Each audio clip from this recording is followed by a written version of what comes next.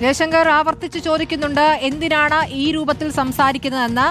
അദ്ദേഹം അധികാരത്തിൽ വന്നാൽ ആദ്യം ചെയ്യുന്ന നടപടി എന്ന മട്ടിലാണ് ആ വെല്ലുവിളി നടത്തിക്കൊണ്ടിരിക്കുന്നത്. ഇത് അടൂർ പ്രകാശ് മാത്രമാണ് കോൺഗ്രസിൽ നിന്നും ഈ രൂപത്തിൽ പ്രതികരണം നടത്തുകയും ചെയ്യുന്നത്. എന്താണ് അദ്ദേഹത്തിന് ഇത്രയും പ്രകോപനം? എല്ലാ മാധ്യമങ്ങളും അദ്ദേഹത്തിന്റെ ചോദ്യം ചെയ്ത വാർത്ത കൊടുത്തിട്ടുണ്ട്.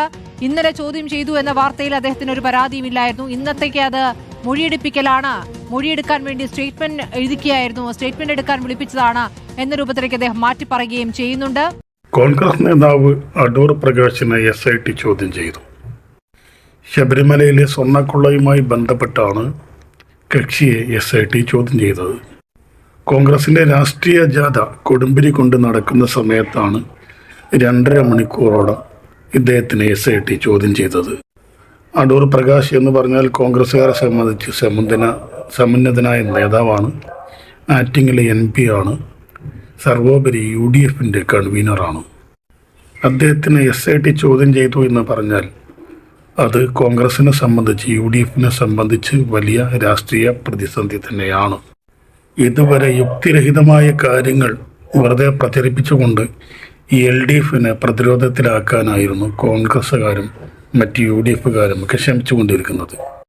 എന്നാൽ ഇപ്പോൾ കേസ് തങ്ങൾക്കെതിരെ തന്നെ ബൂമറാങ് പോലെ തിരിച്ചു വരുന്ന കാര്യം കോൺഗ്രസിനെയും UDFൻ്റെ നേതാക്കന്മാരെയും ഒക്കെ വിരളി പിടിപ്പിച്ചിട്ടുണ്ട്.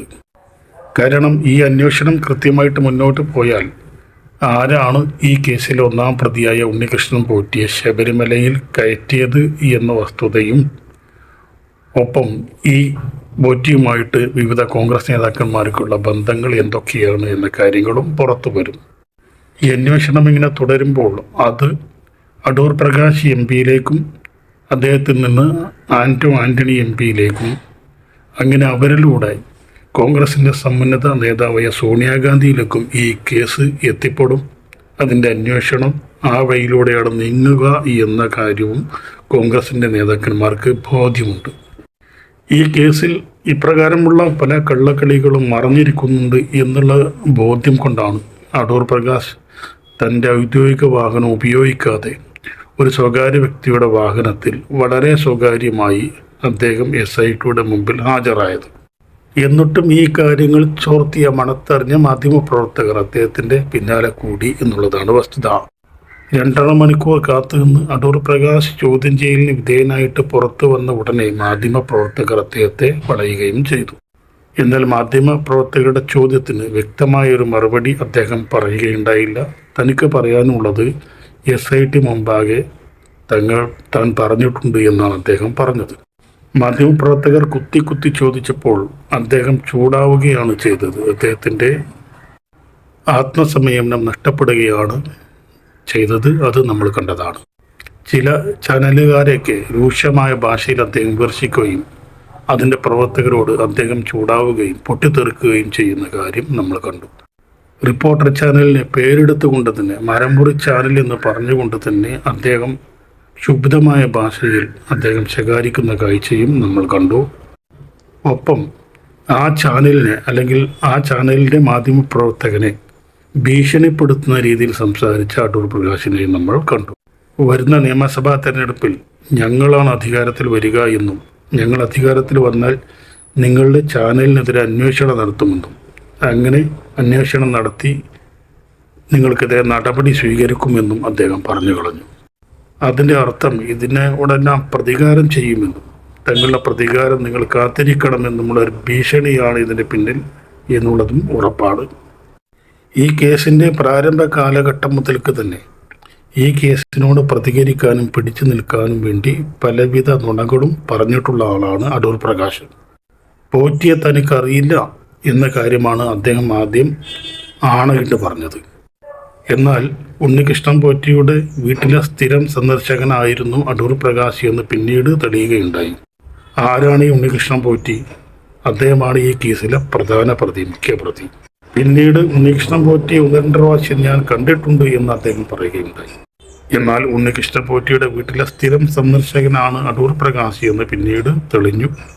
അതിൻ്റെ ഉത്തമ ഉദാഹരണങ്ങൾ പിന്നീട് പല വഴിക്കും മാധ്യമപ്രവർത്തകരുടെ മുമ്പിൽ വെളിവാകുകയും ചെയ്തു.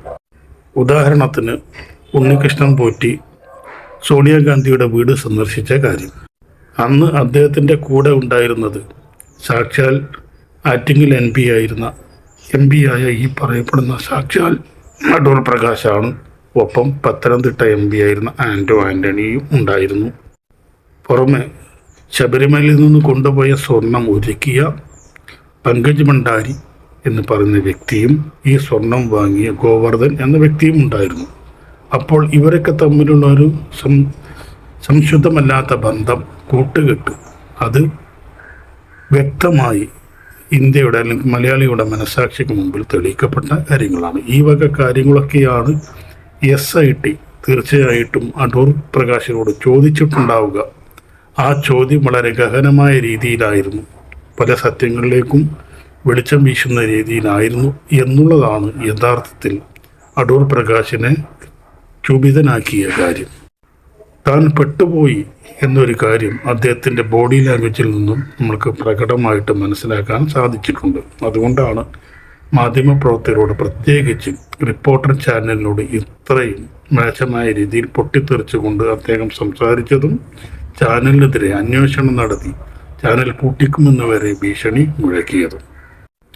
ഇതേ സമയത്ത് തന്നെയാണ് കോൺഗ്രസിനെ പ്രതിസന്ധിയിലാക്കുന്ന മറ്റൊരു സംഭവവും ഉണ്ടാകുന്നത്. അത് അന്ന് സോണിയാഗാന്ധിയെ കാണാൻ വേണ്ടി ഉണ്ണികൃഷ്ണൻ പോറ്റിയെ കൊണ്ടുപോയ കോൺഗ്രസ് MP മാരായ ആൻ്റോ ആൻ്റണിയും ഈ പറയപ്പെടുന്ന പ്രകാശും, അവരോടൊപ്പം ഈ പറയപ്പെട്ട VIP കളൊക്കെ ഉണ്ടായിരുന്നു എന്ന് നമുക്കറിയാം.